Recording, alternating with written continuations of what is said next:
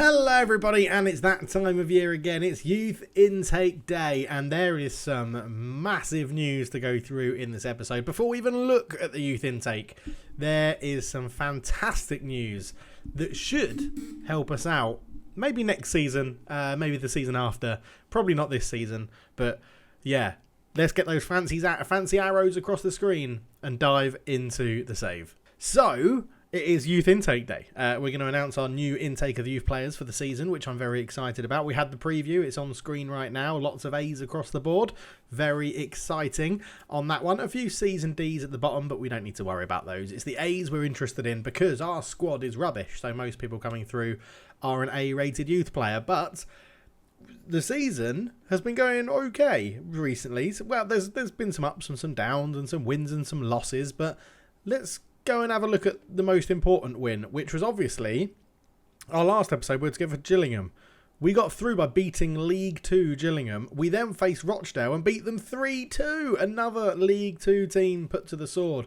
John Johnson getting 2, Lewis Salt getting 1. McNamee for Rochdale got 2, but they couldn't break through. Lovely stuff. They actually went 2-0 up and we brought it back to win 3-2. A superb performance all in the second half. It was unreal, which put us through to a third round tie against West Ham where we got absolutely mauled 8-0. But that doesn't matter because what that did do is give us £1.5 million into the coffers, which was incredible. A bit of prize money for getting to the third round, half the gate receipts of the London Stadium, which was superb.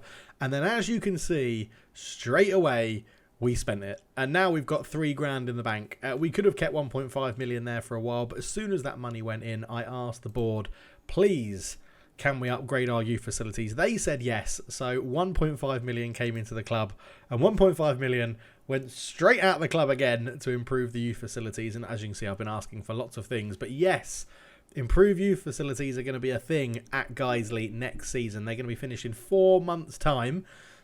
So yeah, I'm excited. I'm very, very excited by that, which is awesome.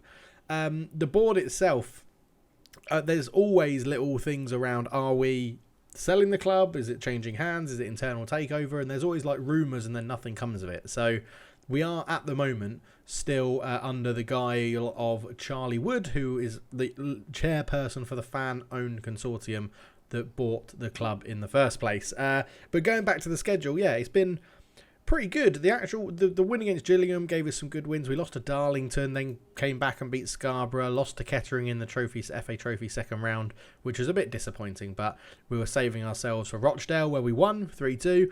We lost to Oxford, so we don't play brilliantly well after a big win or a good win.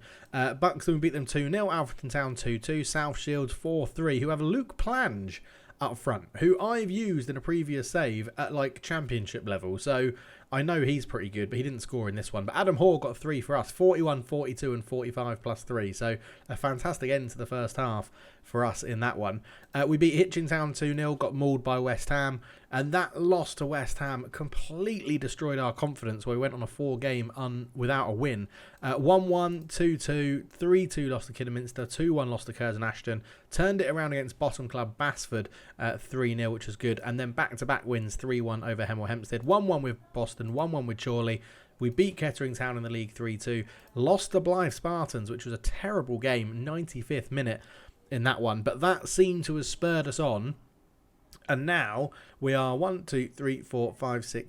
games without a loss. 4 of those as a wins, 3 draws in there as well. A bit disappointing against Bradford PA and Lowestoft, who are very near the bottom of the league as well. Again, 93rd minute, I thought we had won it. 94th minute, they equalised.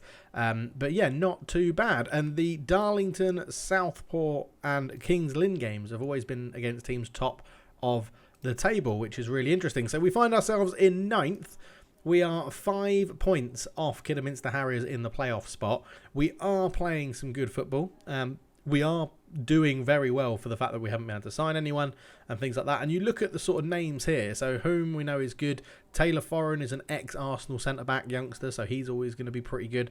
Flinkart, Crossadare still up here in the names as well. It's all good. Adam Hall's still up there scoring us goals, which is awesome. Really, really good to see that.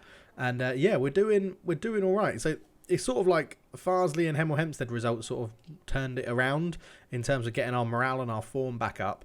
But yeah, 17 wins, 15 draws, and 9 losses. It's still the draws that we can't quite turn into victories. If we could turn even half of those into victories, we'd be so much higher up the table. But it is what it is, and that's what we've got to deal with. So it's not too bad. But obviously we're back because it is Youth Intake Day, and this is the one that everybody's excited about in this sort of save. So we've got Scarborough coming up. We're very close to our record number of wins. So we have 17. The record is 17. So one more win this season. We get the most wins in a season, which will be awesome. But we are now interested in New Intake Day, and here we go. So elite talents 1, 2, 3, 4. I'm very excited. We have 2 3-star current ability players in there already. We have a Monsteration, which is amazing, and he looks like he might be pretty decent. Whisper It Quietly, so-called Golden Generation, Matt O'Keefe, this English attacking midfield left, not a position we really need. The diamond in a very strong group of players. Okay, so we have 5 elite talents. We have 1, 2, 3, 4, 5, 6, 7, 8 top talents. Again, looking pretty decent. We got a Welshman, a Spaniard, Irish, another Welshman in there as well, Northern Irish as well. Good. 2 there. We've got a Gibraltarian, and an Englishman as well. So fullbacks, we need fullbacks. Centre backs, I'm always happy to get better fullbacks in. Really don't need wingers. We're quite good in the wing position, and I'm very happy to see that we actually haven't got any strikers. John Johnson, Adam Hoare, Wagstaff, all doing brilliantly for us this season as well. So this looks like it's going to be pretty good. A number of wingers in here. Attacking midfield left, attacking midfield left, attacking midfield right, midfielders, ball-winning midfielders, attacking midfield right. We could have some decent options here. Right, starting at the bottom then, Samuel Mohammed. So let's have a look at him. Okay, there's a bit of acceleration, not much pace, good fitness, good balance. Teamwork's okay, off the ball's not amazing, can dribble, can't cross. 6 foot, and we do know how I like to have sort of tall wingers on that side, or tall wingers if we can, to tower over fullbacks. Could well be more of an attacking midfielder with passing 9, then we don't have to rely on shit crossing. What can he do? Yeah, cons, needs to improve crossing. Not at this level at the moment, inconsistent. And weakest there is intelligence. Excellent. But he is homegrown, obviously. Lots of potential. Professional, pace, works well in a team, and versatile with a couple of positions. Okay, not a bad start. 15 years old. Samuel Mohammed looking okay. Next up, Paul Barnett. Right back. He can tackle. He can tackle, and he's got good jumper reach. 6'2". Again, I'm thinking centre back.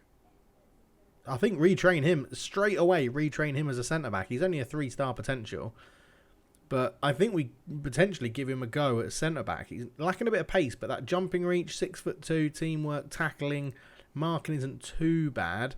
Lacks strength, so we'll get him on a bit of that, and slow, but works well in a team. Committed, very consistent, which is quite good at a lower level. Balanced and normal personality, lots of potential. Can play in a couple of positions, and his English second nationality. I wonder if he'll get called up to the Gibraltar team. He probably will. Oh, yeah, that one to keep an eye on. Paul Barnett, not too bad. Oh, I like this skin from Work the Space as well, because you can get their attributes polygon, also the DNA polygon as well, to see how he's working. So not much determination in there, but not too bad at all. Right-footed, reasonable left-footed, so 2-footed as well, which can be pretty useful developing players at a young age. Okay, that's the good talent. Into the top talents, which sees Daryl Lewis Potter, 1.5 star, 3.5 star potential maybe, midfield left, pace 8, acceleration 10, not very good marking, crossing is good, teamwork, work rate, technique, not too bad. He wants to be a defensive winger, which is a little bit option. But again, 2-footed, fairly strong left, very strong right foot. Not the best polygon in terms of that. DNA, very good work rate, as we can see, and teamwork in there.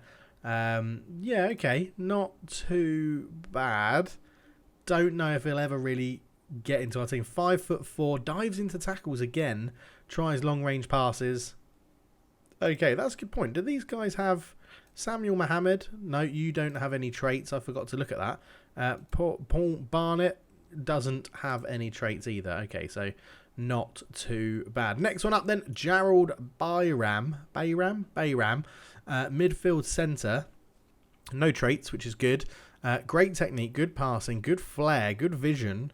Okay, if his physicals were a bit better, he would be a very solid player. 6 foot, wants to play in the middle here, but I think, yeah, sort of a playmaker role in the holding midfield position could be his thing. Lack of determination here, determination 2 is pretty bad. Unambitious. Must do a better job when it comes to marking. Currently not at this level and has a competitive streak.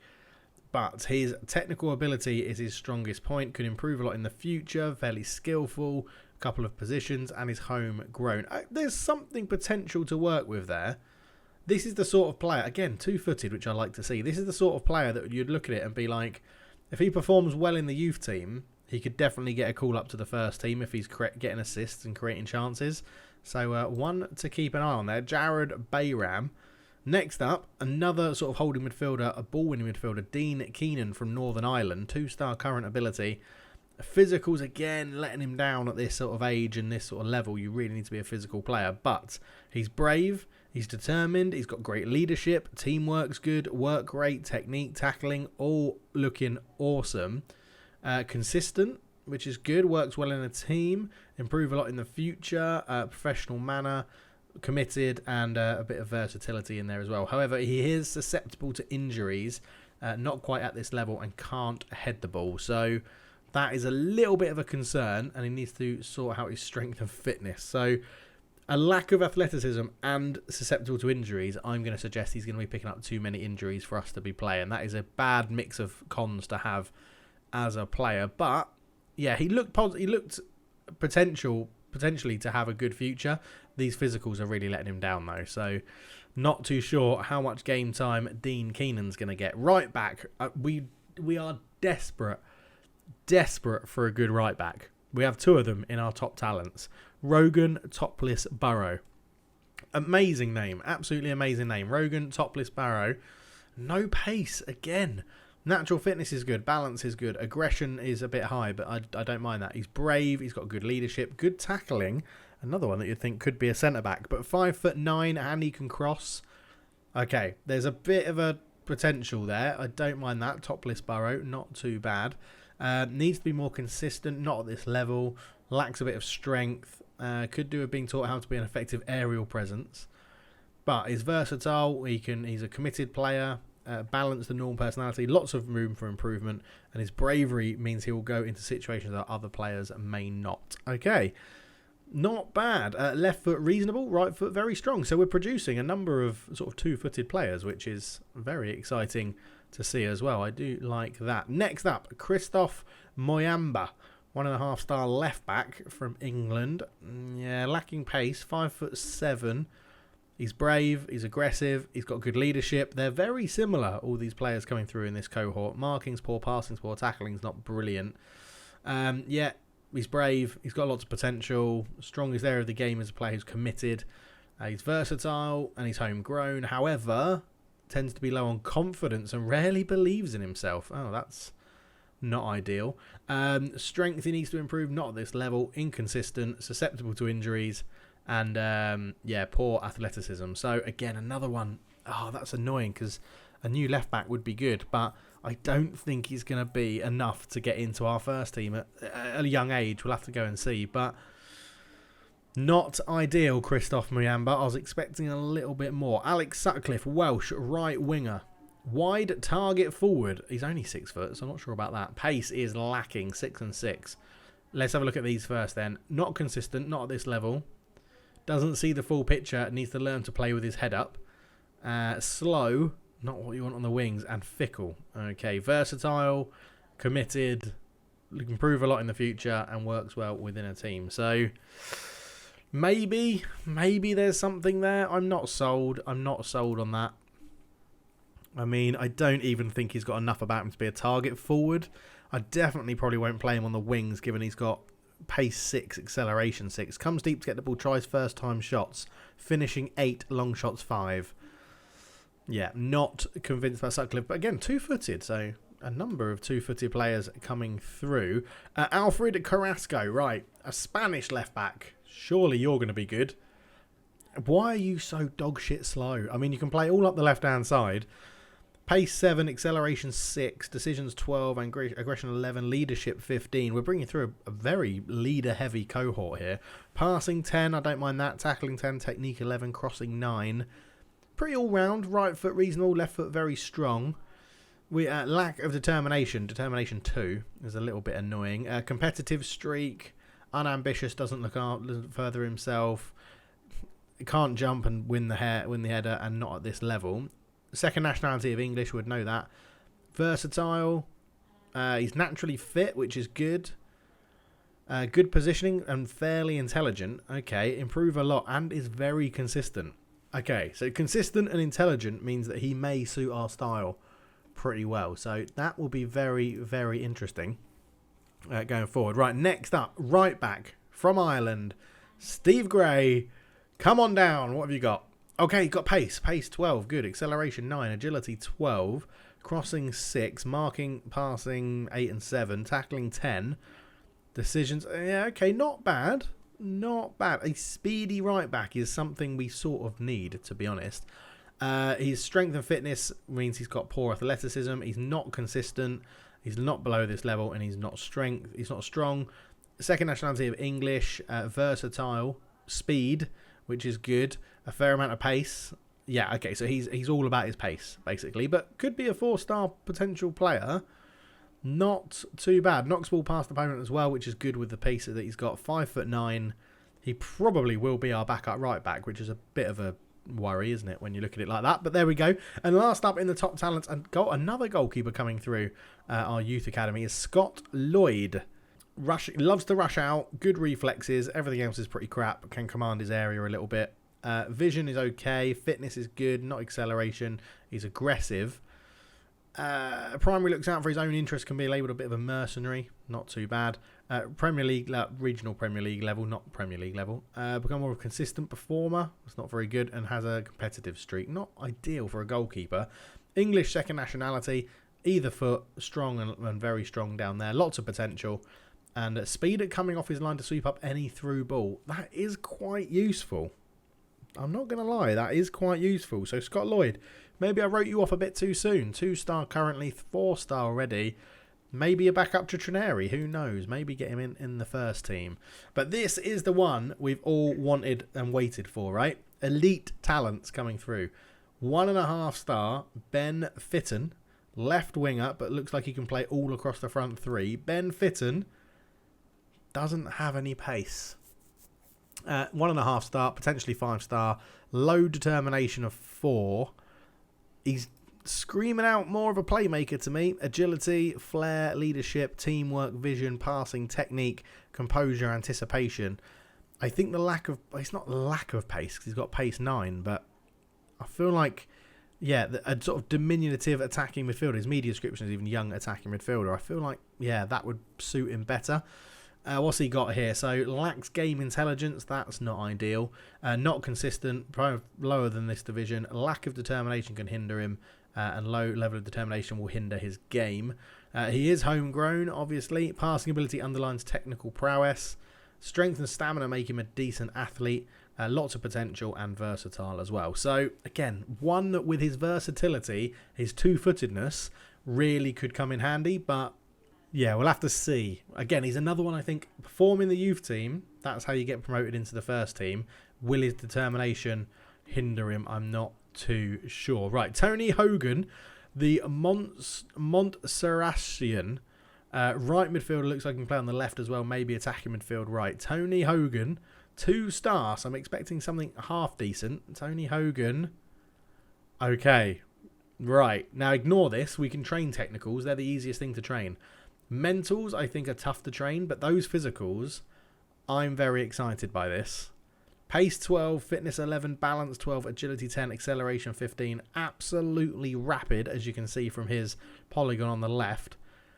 We'll train him up to be an attacking midfield right, so he suits what we're doing. 2-footed again, absolutely amazing. So pace, obviously, is his strongest attribute. He's got a lot of room to grow.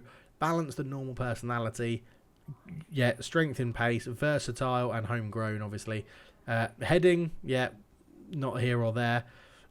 Aerial, yeah, okay. The thing that consistency would be good to improve, but the only thing they're really worried about in his report is the fact that he can't head the ball. I just think those sorts of physicals on someone at 16, I'm excited by this guy. Yeah, I'm excited by Tony Hogan from Montserrat. Yeah, interested, very interested in Tony. So far, he's my favourite player, I think. Right, centre back Malik Priestnau. 2-star again. Centre back, no nonsense. I'm not expecting any good passing, but I'm expecting tackling, heading, and jumping reach. That's what I'm expecting from a no nonsense centre back. Malik Priestnau. Okay, straight away, there's 2 yellow numbers in there, balance and jumping reach, which are awesome for a centre-back. Strength is a bit low. Tries first-time shots, amazing. Aggression, bravery, positioning's not too bad. Teamwork, work rate, tackling, marking, heading. Okay, this guy might go straight into centre-back for us. Honestly, at 16, he may go straight into our centre-back team, because he's pretty good. He lacks a bit of pace, but other than that, and his determination's low. But other than that, he could probably jump into the team straight away. Impressive jumping reach, lots of room to grow, consistent as well, and a team player, good in the air. He's got a lack of determination, unambitious, doesn't look to further himself, which could get in the way of training, I guess.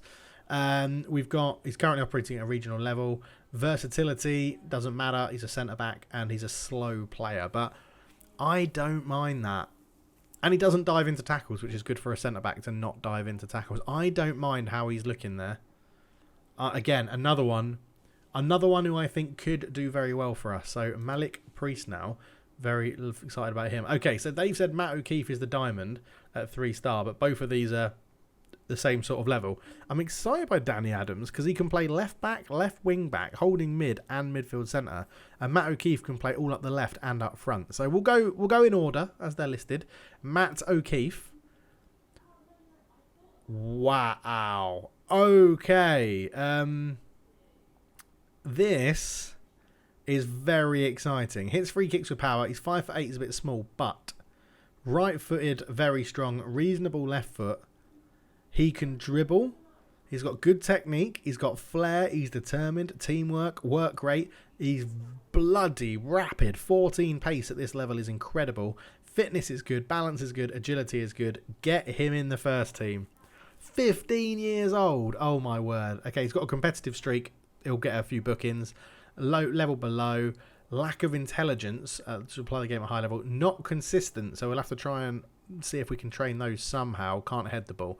Versatile, works well in a team, loads of pace, can improve a lot in the future, and a spirited individual. Okay, I like the look of that. Imagine him coming on the left-hand side to replace to replace Tarmi if he gets knackered. I like the idea of that. You have Tarmi starting tall, get crosses in, seeing if he can get onto it, and then you bring on someone like O'Keefe for pure pace against knackered defenders. I do like the idea of that. Matt O'Keefe, very excited. So he was meant to be the best player, the diamond in all of this, but we will look at Danny Adams last up.